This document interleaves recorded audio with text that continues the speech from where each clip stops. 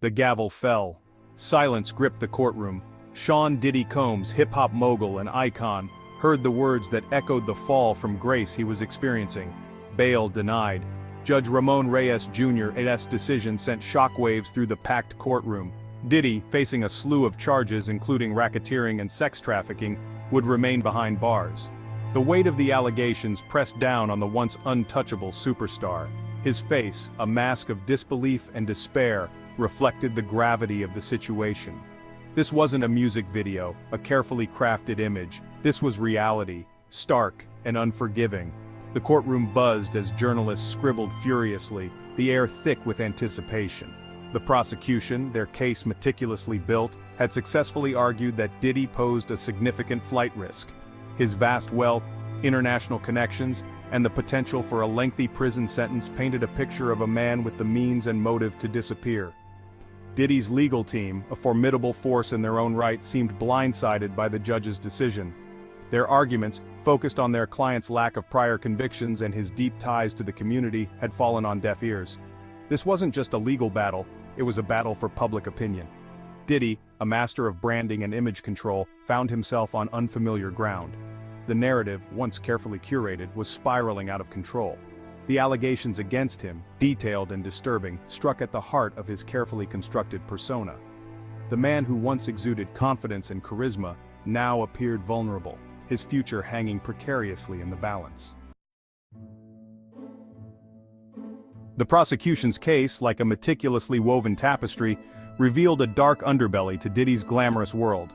They presented a pattern of alleged behavior that spanned decades, painting a picture of a man who used his power and influence to control and exploit women. Testimonies from alleged victims, their voices trembling with a mixture of fear and determination, filled the courtroom. They spoke of coercion, manipulation, and a system designed to silence and intimidate.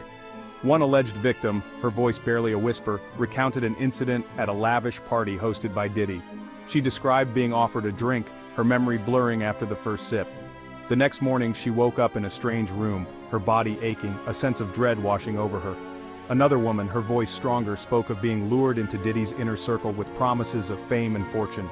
She described a pattern of psychological manipulation, her career advancement contingent on fulfilling Diddy's every whim. The prosecution presented a trove of evidence, text messages, emails, and financial records that seemed to corroborate the alleged victims' accounts. They spoke of hush money, non-disclosure agreements, and a calculated effort to silence anyone who dared to speak out against Diddy. The defense, their faces etched with concern, objected at every turn, but the evidence mounted, casting a long shadow over Diddy's once impeccable reputation. The courtroom had become a battleground of narratives, with the prosecution meticulously dismantling Diddy's carefully crafted persona. They chipped away at his image, revealing a darker, more sinister side to the man who had once been revered as a cultural icon.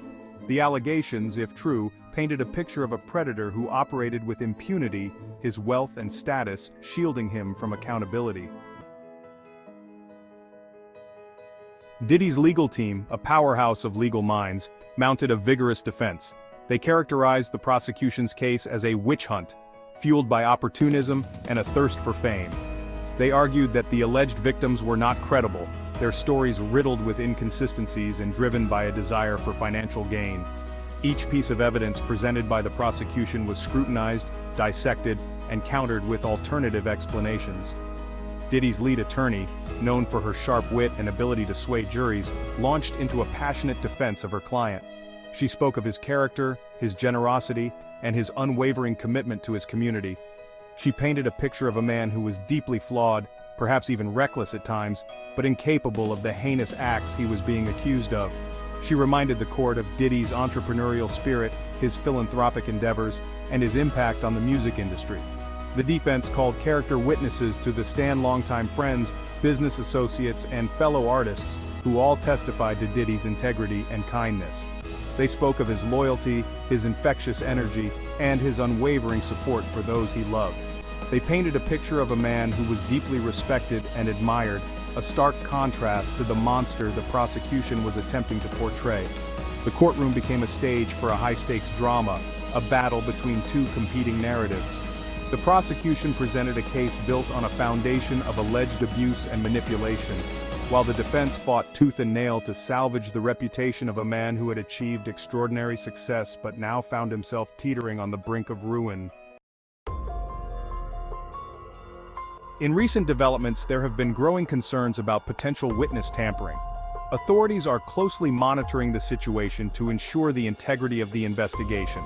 Legal experts emphasize that any interference with witnesses could have serious repercussions for the case. Observers are drawing comparisons to other high-profile cases from the past.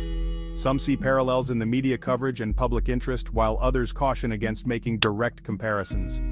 Each case, they argue, has its own unique set of circumstances and should be evaluated on its own merits. The story continues to unfold, with new information emerging almost daily. As investigators piece together the puzzle, the public remains eager for answers. The narrative is complex, and it will take time to fully understand all the details. For now,